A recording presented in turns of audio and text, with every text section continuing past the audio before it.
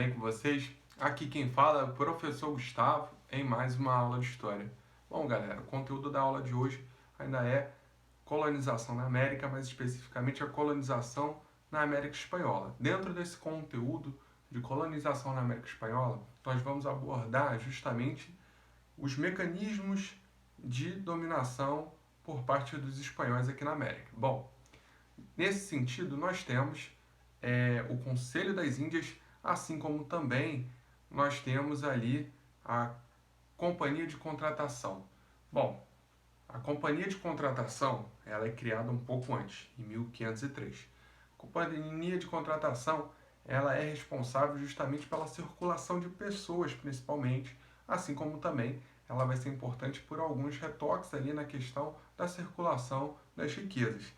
Mas, para intensificar, né, a administração sobre essa circulação de riquezas, mais adiante nós temos justamente a criação desse Conselho das Índias, onde nós vamos ter aí um maior controle sobre as questões dos impostos.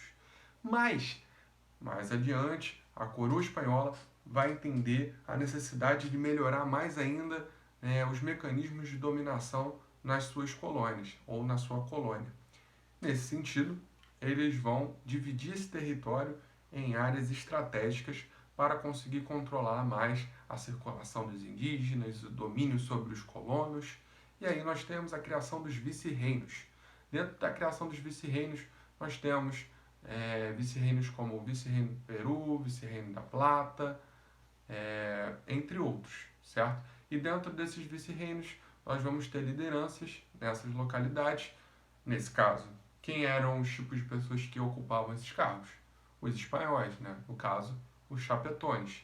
E abaixo deles, né, nas câmaras municipais que vão ser criadas mais à frente, nós vamos ter justamente os crioulos definindo algumas regras nas localidades no interior desses vice-reinos, certo? Então esses são os aparatos de dominação da coroa espanhola nas suas colônias aqui na América, certo? Bom, dentro da questão ali da mão de obra, uma das formas mais utilizadas pelos espanhóis para conseguir ali dominar os indígenas vai ser a aplicação da mita e também, né, a outra seria a encomenda. Bom, a mita e a encomenda, elas costumam causar uma certa confusão nos estudantes, uma certa confusão nas pessoas que estudam esse conteúdo. Então, eu vou explicar, né, de maneira rápida, breve e clara. Bom, a mita já era algo presente na cultura dos incas. O que acontecia? O imperador inca, durante um determinado período do ano, ele cobrava dos seus súditos justamente um tempo de serviço, um tempo de trabalho, onde os seus súditos ficariam trabalhando para ele durante um determinado período de meses no ano, supondo 4 meses. Então, dos 12 meses possíveis, obviamente não existia essa contagem na cultura inca, tá, gente? Mas existiam contagens próximas. Então, supondo, dentro dos 12 meses, 4 meses, o cara ele ficava, né, extremamente restrito a receber as ordens do imperador. Só que o Império Inca, né, foi por água abaixo, agora os espanhóis estavam mandando no pedaço, e os espanhóis, através da imposição da sua visão de mundo, da sua cultura e também a imposição das armas, os espanhóis eles vão passar a se colocar no lugar desse imperador Inca, certo? E aos poucos eles vão tentar expandir essa cultura para outras regiões, na qual os súditos indígenas, né, os colonos indígenas, eles teriam que cumprir como obrigação trabalhar para os espanhóis durante um determinado período do ano, certo? Bom, já a encomenda, ela já funciona de uma maneira um pouco diferente. A encomenda, ela parte da ideia de que o espanhol ele estava trazendo algum bem para o indígena e ele deveria receber um pagamento desse indígena. Só que o detalhe é que o indígena, né, ou o nativo, ele não pediu nada para o espanhol. Ele, pelo contrário, o espanhol chegou aqui, tirou as riquezas, tirou a cultura desse indígena, e agora esse indígena, obviamente, em alguns casos, estava passando necessidade, e aí o espanhol meio que dava aquilo para o indígena que na verdade era do próprio indígena. Vou explicar para vocês. Bom, à medida que os espanhóis foram devastando áreas, os indígenas foram perdendo a sua forma de dominação do ambiente, a sua forma de fazer o seu ganha-pão, de se alimentar, de se manter vivo. E muitos indígenas passavam por necessidades.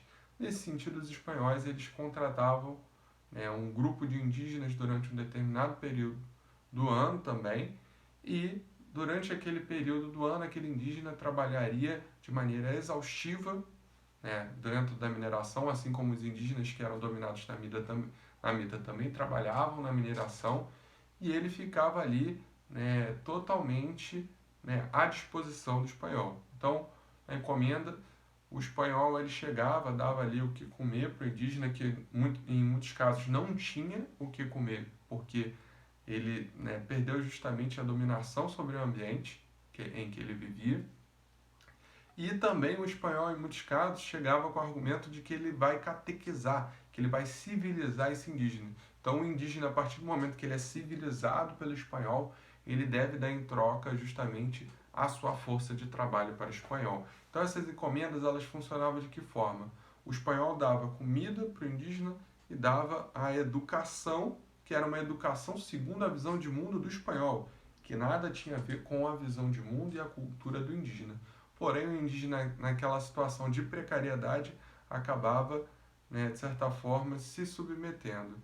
Lembrando, tanto nos processos de dominação dos europeus na América Espanhola quanto na América Portuguesa, nós devemos ter consciência de que os indígenas, num primeiro momento, a boa parte das etnias e dos povos nativos, eles foram receptivos com os europeus, tanto que os europeus conseguiram sobreviver, em alguns casos, a uma série de doenças que existiam aqui na América, e os indígenas foram ajudando esses europeus. Só que à medida que os europeus foram se mantendo aqui, eles foram tirando tudo que era dos indígenas.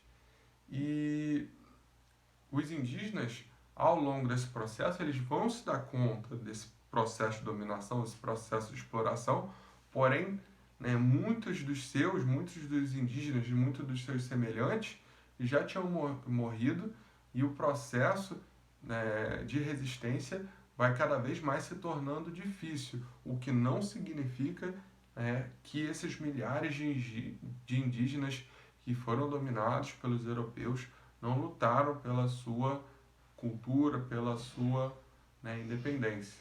Então é isso, galera. Espero que vocês tenham gostado da aula. Um forte abraço a todos e até a próxima.